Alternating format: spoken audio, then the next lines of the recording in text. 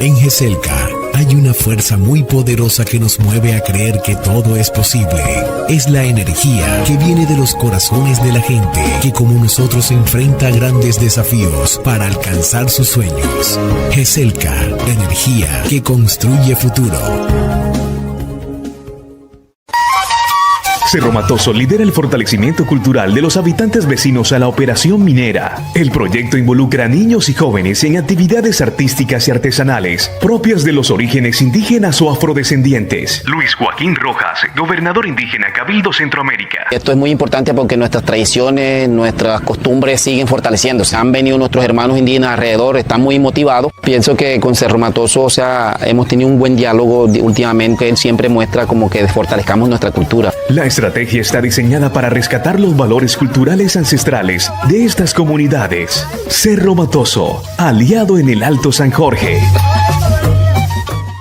La Cámara de Comercio de Montería lo invita a conquistar nuevos mercados y a hallar clientes potenciales. Renueve su registro mercantil, turístico, entidades sin ánimo de lucro y proponentes. Evite sanciones. Ser legal paga. Mayores informes, calle 28, número 461, PBX 781-9292, www.ccmontería.org.co. Cámara de Comercio de Montería para Córdoba. Apoyamos la cultura empresarial de la región. Central Hidroeléctrica Urrá 1, 340 megavatios de potencia instalada al sur del departamento de Córdoba, al servicio del Sistema Eléctrico Nacional. Comercializamos energía con respaldo, confiabilidad y calidad. Vigilada Superservicios. Soy Toño Sánchez Jr., afectuoso saludo. Hoy es 2 de diciembre del año 2023. Hace 30 años, a esta hora, se daba una conversación entre el narcotraficante, narcoterrorista Pablo Emilio Escobar Gaviria y su familia. Ya se había volado hacía un tiempo largo de la cárcel La Catedral. Esta es una transcripción que yo tengo, que me la regaló el general Hugo Martínez Poveda, que en paz descanse, alma bendita de Dios, que Dios lo tenga en su gloria. Y quiero compartir con ustedes este texto y lo quiero leer con ustedes, y lo decido hacer porque creo que en estos 30 años tenemos que conocer nuestra historia. Personas dirán, me tengo que morir. Bueno, sí, antes de morirnos vamos a conocer nuestra historia al menos. Diálogo número 1, transcripción de los diálogos. Documento que dice en la parte de arriba, secreto, del bloque de búsqueda de la Policía Nacional, y dice 13 horas 41 minutos. En este momento que estoy con ustedes son las 13 horas y 26 minutos. Dice NN1. NN1 es, no identifican la persona, no saben quién es.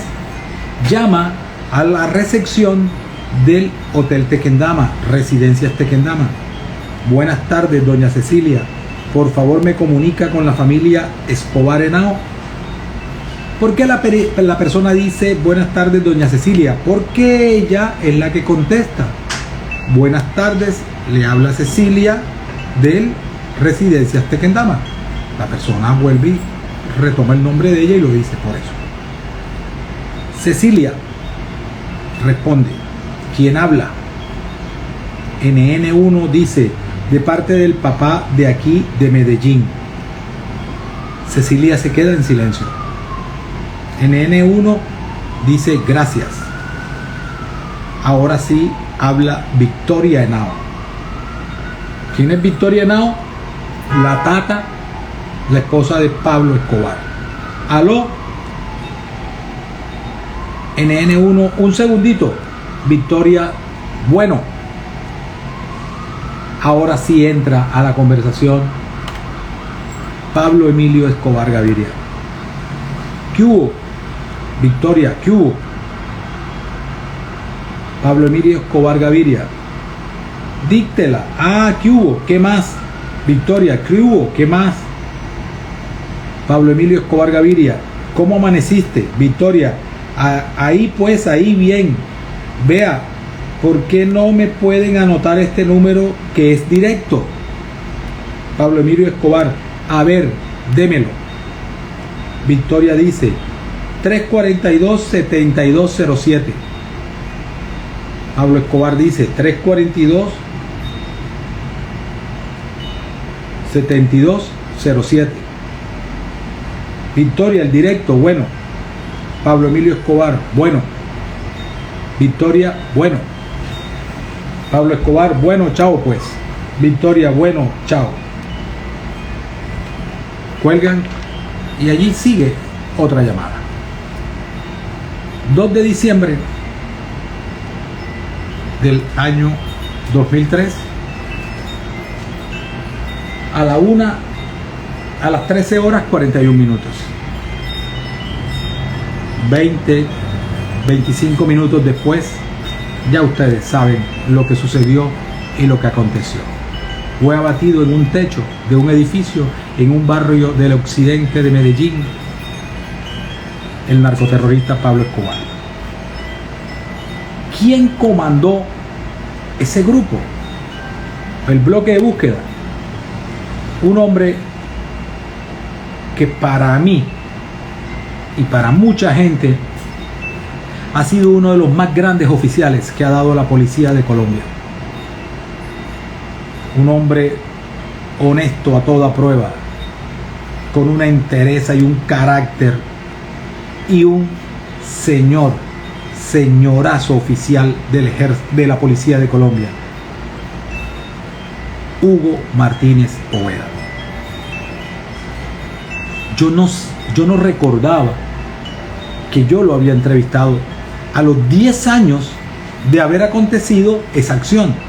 O sea, lo entrevisté un jueves 4 de diciembre del año 1993 en la terraza del Hotel Sweet Jones de Bogotá, que queda en la 61 con Quinta. Dice con Quinta, pero no es Quinta, es, usted va por toda la séptima, la 61, arribita de la séptima, ahí mismo está.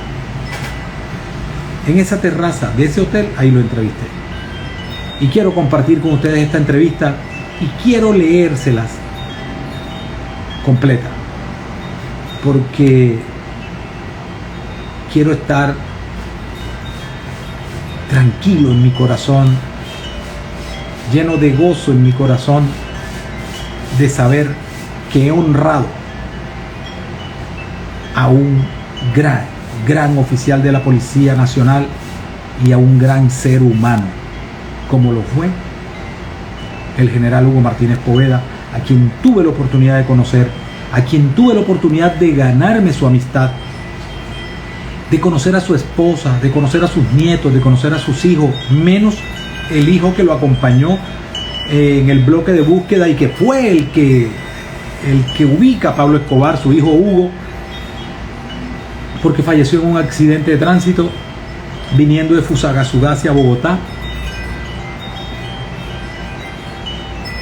Estuvo en el lanzamiento de mi libro en agosto de 2003.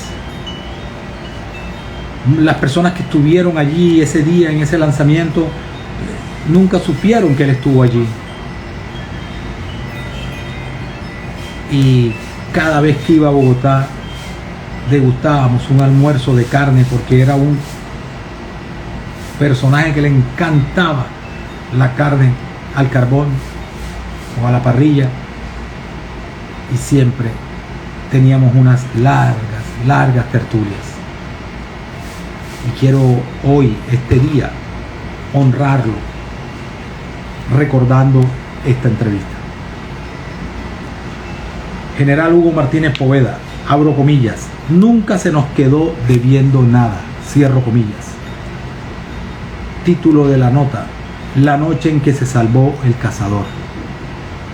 Esa noche el vuelo de la aerolínea Iberia despegó de Bogotá sin ningún contratiempo a cubrir la ruta Bogotá-Santo Domingo-Madrid. La escala en la isla del Caribe era más bien técnica debido a que los aviones que salen para el viejo continente desde la capital colombiana no lo pueden hacer con los tanques de combustible llenos a rebosar. Los pasajeros ya estaban acomodándose para dormir cuando por los altavoces se escucha la voz del capitán, quien les transmite un mensaje que les espanta de un tajo el sueño. Les informamos que nos han comunicado desde Bogotá que no podemos elevarnos para alcanzar velocidad crucero porque hay una amenaza de bomba en este avión. Desde ese momento, el más invocado fue Dios. Seguidamente el capitán solicitó la ayuda de todos los pasajeros que tuvieran experiencia en emergencias. Preguntó si en el vuelo iban militares, policías, médicos, paramédicos o bomberos. Anunció que saldría de su cabina y pidió a las personas indicadas levantar la mano para dialogar con ellas. Un hombre delgado, alto, de elegantes facciones, vestido con un soberbio traje oscuro y una corbata azul, se levantó de su silla y se acercó lentamente hasta donde el comandante de la aeronave y le dijo suavemente: creo que debe prestarle toda su atención a esta posible amenaza de bomba. Yo soy el coronel Hugo Martínez Poveda, comandante del bloque de búsqueda que persigue al narcotraficante Pablo Escobar Gaviria. El capitán no pudo ocultar su palidez y se dirigió apresurado a la cabina de mando. El oficial de la policía se regresó a su puesto. Allí lo esperaba su esposa con los ojos llenos de lágrimas. El capitán salió nuevamente y le atribuyó funciones a todas las personas que levantaron la mano. Al coronel Martínez le tocó una salida de emergencia ubicada en la mitad del avión. Abro comillas. Yo sé todo lo que sintieron las personas que iban en los aviones que se estrellaron contra las Torres Gemelas en Nueva York el 11 de septiembre. Es una angustia terrible saber que uno se va a morir de un momento a otro por una explosión. Pensaba en Dios, en quién cuidaría de mis hijos y de mi esposo, y lo peor de todo era que no podíamos hacer nada. Cierro comillas, recuerda la esposa del coronel Martínez Poveda. El avión se aproxima a su aterrizaje en Santo Domingo. El capitán repitió por tercera vez las recomendaciones de dejar salir primero a los niños, luego a las mujeres y por último los hombres. Y recordó a las mujeres quitarse los zapatos y dejar los bolsos. Siguió un angustioso silencio. Los que iban con su familia se abrazaban entre sí e irradiaban su solidaridad a los demás pasajeros que iban solos. Ya todos habían arreglado sus deudas con el Creador, porque ya la plegaria que elevaban al Señor era: Dios mío, que se haga tu santa voluntad. El Boeing sacó su tren de aterrizaje sin ninguna complicación. En la cabecera de la pista esperaban varias ambulancias, máquinas de bomberos, buses y decenas de médicos, paramédicos y voluntarios. Las manos de los pilotos estaban sudorosas. Se hizo un silencio entre la torre de control y ellos mientras se terminaba la maniobra, lo que permitió que se escuchara el chirrido de las llantas cuando calentaron el asfalto de la pista. El avión se detuvo y de inmediato se abrieron todas las salidas de emergencia. Se acabó el silencio y la calma. Vino una estampida humana. Los pasajeros se tiraban por los deslizadores y corrían hacia unos buses que los esperaban a prudente distancia. Siguieron las promesas a Dios por haberlos sacado con vida.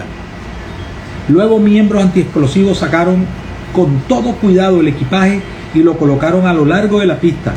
Pasajero por pasajero pasó a recoger su equipaje. Sobró una pequeña maleta, la que fue llevada a un campo militar y explotada por inducción.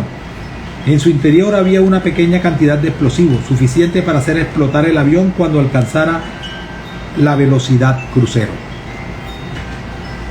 En un apartado barrio de Medellín, exactamente en una caleta, un fornido hombre preguntaba si las noticias no hablaban de la explosión de un avión de la aerolínea Iberia. Fue la única vez que el capo del narcotráfico tuvo en sus manos al comandante del bloque de búsqueda, coronel Hugo Martínez Poveda. La promesa de este último, cuando se encontraba a salvo en el bus que los esperaba en la cabecera de la pista, fue la de cazar a Pablo Escobar. 10 años después de cumplirse su promesa y luego de mucha insistencia, este oficial y abogado, nacido en una humilde familia en la que su padre escogió un día al año, 15 de junio, para celebrar el cumpleaños de todos, porque eran muchos, aceptó recordar aquella época. Y aquí inicia la entrevista que comparto con ustedes. Abro comillas, este fue el título de la entrevista. Para mí Pablo Escobar no era el último ni el único, cierro comillas. Hace 10 años, el 2 de diciembre de 1993, porque ese fue el momento en que se publicó la entrevista que está en el libro que conste, mi tercer libro, de 8 que he escrito. Hace 10 años, el 2 de diciembre de 1993, cayó en una operación del bloque de búsqueda el narcotraficante más buscado del mundo, Pablo Emilio Escobar Gaviria. En ese entonces, el coronel Hugo Martínez Poveda estuvo al mando de la unidad que hizo la acción. A pesar de su excesiva discreción, accedió a dialogar con nosotros para esta entrevista. Y aquí inicia con la primera pregunta. General Martínez, ¿qué ha cambiado en los últimos 10 años? Esa pregunta se puede hacer ahora mismo. General Martínez, ¿qué ha cambiado en los últimos 30 años? Y yo creo que la respuesta todavía sigue vigente. En estos 10 años se puede decir que la situación del narcotraficante sigue siendo igual o peor. Lo único que significa la fecha para mí fue haber terminado con una época de terrorismo y muerte, patrocinada por el narcotráfico en cabeza de Pablo Escobar. Pero lo que es el narcotráfico, sigo observando que va en aumento. Concluyan ustedes. Sigue. ¿Todo sigue igual entonces? No digamos que todo sigue igual. Los narcotraficantes han mejorado su sistema de trabajo, han dividido más sus actividades, han modificado su conducta, son menos visibles, entraron fue a corromper más a las autoridades, ahora hacen las cosas por las buenas, evitan los enfrentamientos con las autoridades, pero entre ellos continúa siendo el crimen la forma de arreglar sus problemas internos. Colombia es otra desde el 2 de diciembre de 1993. Sí, es otra. Hace poco estuve comparando y haciendo un seguimiento a los delitos de terrorismo y secuestro. Comparé aquella época de terror, persecución de los carteles de Medellín y Cali, y no hay ninguna comparación con aquellas épocas, especialmente por el número de víctimas y crueldad. Escobar eliminó tantos policías en esos 3 años de guerra que ni en 10 años que han pasado han muerto tantos en otros países. En lo personal, ¿qué significó para usted haber comandado el bloque de búsqueda? Lo he tomado como una experiencia desde el punto de vista profesional. Fue una misión encomendada por el mando institucional a la que me dediqué con todo el interés. Desde lo personal, mi vida familiar cambió mucho, afectó nuestra vida familiar. Ahora que me encuentro en retiro, me siento satisfecho de haber cumplido con el deber, de haber logrado el objetivo. Así me hubiera demorado. Ganó el bien sobre el mal. Muchos colombianos lo ven como un héroe, como una persona a quien se le debe mucho. ¿Usted lo siente así? No, sabe que no. Uno siempre piensa que lo que le correspondió hacer dentro de la policía fue porque esa era su obligación. Y era su deber profesional, nunca esperando recompensas más allá de lo que la misma institución le ofrece a uno cuando se cumple una función. Y nunca se nos quedó debiendo nada. Por el contrario, el solo hecho de haber salido con vida de la actividad que se nos asignó fue suficiente. La única deuda que le queda al país con la policía sería sobre sus muertos, viudas y huérfanos, que dejó la persecución del cartel de Medellín contra la institución. ¿Por qué llegó a tener tanto poder Pablo Escobar? ¿El país e instituciones cerraron sus ojos y oídos? Parece que así fue. La sociedad en general, autoridades, todo el mundo se beneficiaba del dinero del narcotráfico. Si Escobar no incursiona en política ni ataca al Estado todavía, lo tendríamos manejando muchos de los hilos del poder de este país. ¿Sí llegó a tener Escobar tanto poder? Sí, porque conformó una mafia, A él acudía todo el mundo del narcotráfico, la delincuencia colombiana y del exterior para obtener beneficios. Y por los vínculos que él tenía con mandos militares, de policía, senadores y gobernadores. Por su misión, sus amigos se alejaron de usted, se sintió solo, hubo una época de aislamiento total con compañeros de institución y familia. Era obligado por las circunstancias, no podía hacer una vida social normal, sino que tenía que cuidarme mucho y al grupo que comandaba. ¿Existía una verdadera actitud antimafia en la policía? No sé. A medida que iba ascendiendo en la institución en grados, por lo menos hasta capitán, la actividad del narcotráfico era incipiente, le temían a la policía. Pero a medida que creció el negocio, laboratorios, tráfico y consumo, empezó a tocar a la policía, magistrados y demás instituciones. Pero a medida que tocaron a oficiales clave, permearon a la institución. Luego siguieron con suboficiales y agentes. Estos empezaron a tener comportamientos extraños, a comprar lujosos carros y propiedades. Se sabía quiénes eran esos uniformados. Había en la policía la misma tolerancia que existía en el resto de la sociedad con el narcotráfico. Pero cuando empezaron los secuestros y las muertes, entre ellas las del coronel Ramírez Gómez y Valdemar Franklin Quintero, luego Lara Bonilla, Luis Carlos Galán y otras acciones, hizo que dentro de la policía se produjera un gran movimiento para depurarla de esos sujetos. Los que no salieron los aislaron. ¿Qué de cierto hay que con la llegada del general Antonio Gómez Padilla a la dirección de la policía hay un cambio en la oficialidad? Sí, pero la salida del anterior director, general Medina Sánchez, fue orquestada con un movimiento de publicidad por parte de personas interesadas en acusar al saliente director. Eran acusaciones sin ningún fundamento, digo yo, porque lo conozco y es una persona correcta. Pero había esos oficiales incrustados que se habían enriquecido con el narcotráfico y le causaron daño al director de ese momento, que había despedido a muchos de los señalados. Y vino el cambio con el general Gómez de acabar con el mal que estaba atacando a la institución. ¿Cómo era un día suyo en Medellín en 1993?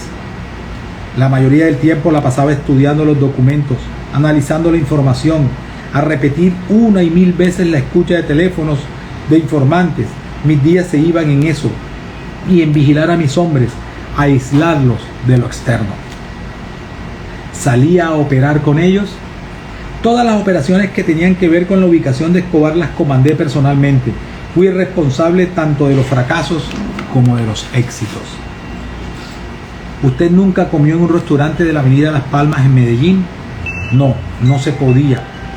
Analizando después una información, no sé si usted recuerda que hubo una semana que Pablo Escobar hizo un retén en la avenida Las Palmas.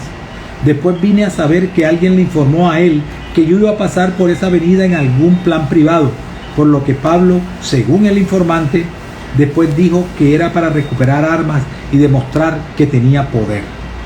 Pero realmente iba detrás de los jefes del bloque de búsqueda, que teníamos programado un viaje por ese sector. Jamás fuimos a un restaurante, ni yo, ni ninguno de nuestro equipo. Llegó a tener miedo en Medellín. Yo sí tuve mucho miedo, que lo contrarrestaba con la obligación profesional que tenía de ponerme al frente de las cosas, en especial de dar ejemplo, de salir a operar, para mostrarle a los policías que teníamos que poner el pecho todos. No fui temerario. ¿Pensó en el fracaso? Claro, mucho. Había una sensación de fracaso constante. Yo sabía que habíamos tenido muchos éxitos en resquebrajar el cartel de Medellín como tal. Sus jefes y cabecillas fueron poco a poco eliminados, capturados, entregados.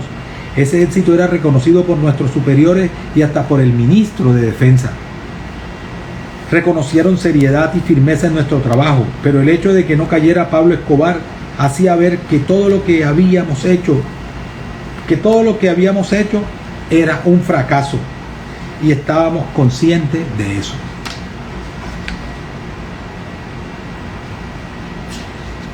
¿En qué se levantó pensando ese 2 de diciembre de 1993? La cercanía a la Navidad no era nada. Uno no espera mucho en esas épocas porque es cuando más trabajo hay. El tiempo que corría era el que lo preocupaba a uno constantemente, porque cada día era un día más sin lograr terminar con el problema. El día que se da de baja a Escobar, llevábamos 2 noches sin dormir porque estábamos pendientes de las llamadas y reaccionar de inmediato. Para poder hacer el trabajo de ubicación había que tener unos equipos, un grupo de personas especializadas, no solo en la escucha y ubicación, sino también de personal operativo para intervenir en caso de que fuera ubicado. Él hablaba a cualquier hora del día o noche. El hijo mío, Hugo Pequeño, así lo llamaba su mamá, que operaba con la escucha, estaba amanecido, lo mismo que el grupo de asalto, al mando del mayor Hugo Aguilar. Yo me recosté como a las 3 de la madrugada y a las 5 me levanté. La parte técnica y operativa se acababa de acostar, menos los de vigilancia técnica que tenían turnos. Como a las 11 de la mañana se produce la llamada, por el mismo sector que veníamos vigilando. Enseguida desperté al hijo mío y demás hombres de ese equipo para que se desplazaran al área señalada por los goniómetros y quedé a la espera que se produjera otra llamada. Ese día nadie desayunó ni almorzó. Permanezco todo ese tiempo en la escuela Carlos Holguín y es cuando me llama mi hijo y me informa que lo tiene ubicado. Cuando él me avisa, se mueve toda nuestra capacidad técnica y operativa. Existía el temor de que se filtrara la información, pero habíamos llegado a una perfección de comunicación que se hacía imposible una filtración. El alistamiento para operar se hizo rutinario, lo hacíamos hasta sin información para distraer a los que vigilaban las entradas de la escuela Carlos Holguín. Lo importante es que ya estaba ubicado. Ese día salieron varias unidades para despistar a los que soplaban a la salida. El único que sabía el sitio exacto para donde iba era el mayor Aguilar, que se dirigía a encontrarse con mi hijo. Me quedé solo en la oficina esperando por radio, pensando que era una oportunidad más. Siempre que salía a buscar a Escobar, jamás pensé que se me fuera a volar. Así hubiese sucedido antes. Siempre que se fugó fue por suerte, la naturaleza o por el tiempo. Ese día Hugo lo estaba viendo. Le dije que si veía que se iba a escapar, tenía que enfrentarlo. A pesar que él era un técnico en el manejo de radiocomunicaciones, tenía todas las capacidades para realizar la acción. Con ese aviso yo sabía que era mi hijo o era Pablo, pero no había forma que se nos fuera a ir. Me quedo esperando por radio. Aguilar empieza a narrar por radio todo el procedimiento. Cuando llega a la casa, cuando tumba la puerta, cuando empieza el tiroteo, cuando cae Escobar y cuando grita ¡Viva Colombia! Existe una gran controversia en el sentido de que los gringos se han atribuido el éxito total y único de la operación contra Escobar, excluyendo a la Policía Nacional. Yo siempre he valorado el aporte de los gringos.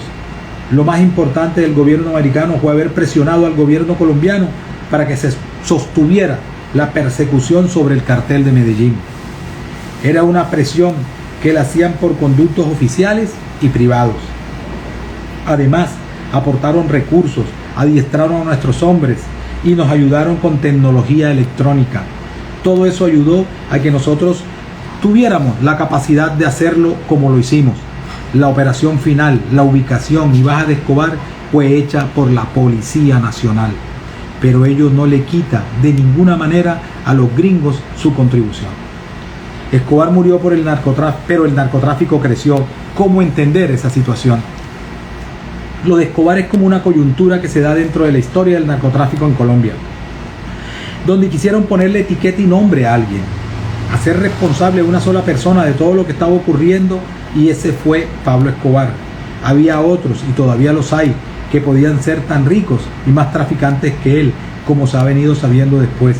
Para mí Escobar no era ni el último ni el único. ¿Puede un hombre ser incapturable? Sí, casos se han visto en la historia de la delincuencia. ¿Por qué no se captura a los cabecillas de la guerrilla? Porque es difícil. Vea el famoso Chacal, buscado por las mejores agencias del mundo y duraron 20 años para lograrlo. Lo mismo pasa con otros que mueren de viejo y no los encuentran. Vea el caso de Hussein y Bin Laden. ¿Dónde se hace más difícil capturar a una persona, en el monte o en la ciudad? A mí me pareció que era más fácil en el área rural. Cuando se tienen unas coordenadas de ubicación en el monte se puede hacer un cerco y búsqueda.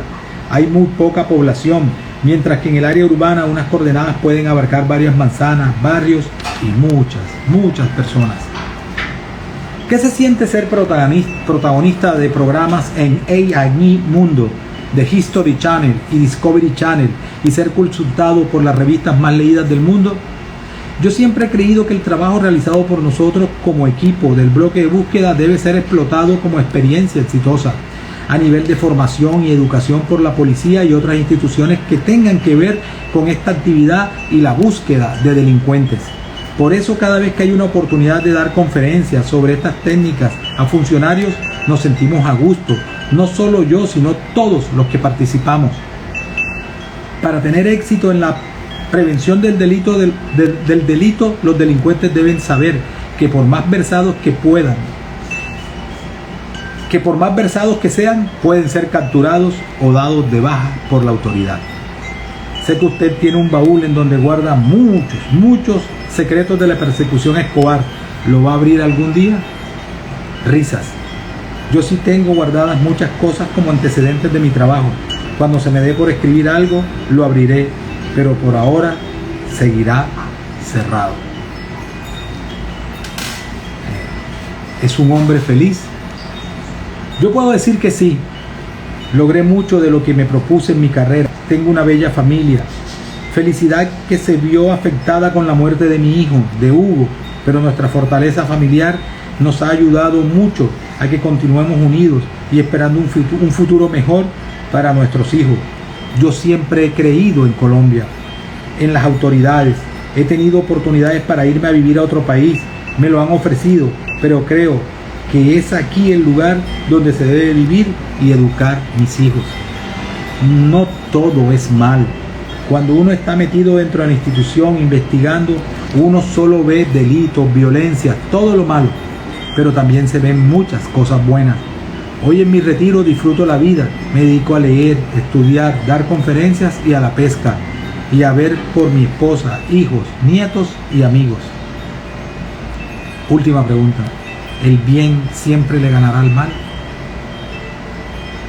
El bien siempre ganará. Los malos son pocos. Los buenos deben organizarse para evitar que nos ganen los malos. Cada día lo entendemos más como sociedad y esa es la lucha de la historia de la humanidad. Esa es la entrevista al general Hugo Martínez Poveda. Y quiero reiterarlo como lo dije en mi programa el día viernes. Nunca pagaré, ni tendré cómo pagar tanta generosidad, tanta amistad de ese general Hugo Martínez Poveda, de su esposa, de sus nietos y de sus hijos para conmigo. Y allá, en la gloria de Dios donde está, toda mi gratitud. Y algún día nos volveremos a dar otro abrazo como esos que nos dábamos apenas nos veíamos antes de entrar al restaurante Mi Viejo a comer carne. Ahora quiero dejarlos y terminar con esta última conversación. Esta se da a las 14 horas 56 minutos. Apenas termina esta conversación es cuando entra Hugo Aguilar con el bloque de búsqueda y dan de baja a Pablo Escobar. Esto es lo último. Secreto. Aquí está. De documento del bloque de búsqueda. Diálogo número 4, 14 horas 56 minutos. NN1. Con mucho gusto, un momento por favor. Juan Pablo, ese es el hijo de Pablo Escobar. Sí, aló, Pablo Escobar. ¿Qué hubo? ¿Qué hubo? Vea, respecto a lo de Salvador, ajá, sí. Si es que a usted le pregunta alguna cosa, dígale que la familia está muy agradecida. Soy admirada por las palabras del señor presidente, que se sabe que es el presidente de la paz, es El Salvador. Juan Pablo, Pablo Escobar. En las palabras de la segunda parte es un problema, ya no se escucha bien y se escucha esto. Juan Pablo, si quieres te cuento, o sea, ya más o menos les dije esto, que estábamos muy agradecidos con el señor presidente de El Salvador, porque es una persona muy humana y que nos estaba juzgando por nuestra condición de seres humanos y que no nos estaba viendo como unos delincuentes como nos habían visto otros países. Eso fue lo que dije yo. El presidente de El Salvador está diciéndole que se les podía dar asilo, que les podía dar asilo. Juan Pablo dice, bueno, ante la situación que han vivido con el viaje a Alemania y el anterior a Estados Unidos. Sí, Juan Pablo, usted y su familia. ¿Cómo? Usted y su familia. Se corta la conversación. Nuevamente entra otra y esto es lo último que sucede. Pablo Escobar Gaviria dice, la otra, refiriéndose a la otra pregunta. Juan Pablo, el hijo, dice, ¿ustedes tuvieron contacto con algún funcionario de la Fiscalía durante el tiempo que estuvieron protegidos en ese organismo? Pablo Escobar Gaviria queda en silencio, no responde. Su hijo viene y dice, esta es otra, ¿se habló con alguien de la Fiscalía para la reubicación de ustedes en el exterior? Pablo Escobar dice, bueno, dejemos así. Juan Pablo dice, bueno, suerte. Y segundos después, el narcoterrorista Pablo Escobar Gaviria cae en un techo de una casa en el occidente de Medellín, abatido por la Policía Nacional de Colombia en una acción el 2 de diciembre del año 1993, hoy hace 30 años. Y quería compartir con ustedes eso. Y quería hoy decirle a toda esa institución de la Policía Nacional, expresarle mi reconocimiento por eso que hicieron ese 2 de diciembre de 1993. Y a todas esas unidades de las fuerzas militares, componente armada, componente ejército, componente fuerza aérea, marina, que hicieron parte de esas unidades para perseguir a Pablo Escobar. También nuestro reconocimiento y ver que cuando tú decides como Estado perseguir a los delincuentes caen, tarde o temprano caen. Y eso es lo que ha perdido Colombia hoy, no querer perseguir a los delincuentes. Mil gracias por haber estado conmigo en estos minutos. En GESELCA hay una fuerza muy poderosa que nos mueve a creer que todo es posible. Es la energía que viene de los corazones de la gente que como nosotros enfrenta grandes desafíos para alcanzar sus sueños. GESELCA, energía que construye futuro. Cerro Matoso lidera el fortalecimiento cultural de los habitantes vecinos a la operación minera. El proyecto involucra a niños y jóvenes en actividades artísticas y artesanales propias de los orígenes indígenas o afrodescendientes. Luis Joaquín Rojas, gobernador indígena Cabildo Centroamérica. Esto es muy importante porque nuestras tradiciones, nuestras costumbres siguen fortaleciéndose. Han venido nuestros hermanos indígenas alrededor, están muy motivados. Pienso que con Cerro Matoso, hemos tenido un buen diálogo últimamente. Él siempre muestra como que fortalezcamos nuestra cultura. La estrategia está diseñada para rescatar los valores culturales ancestrales de estas comunidades. Cerro Matoso, aliado en el Alto San Jorge.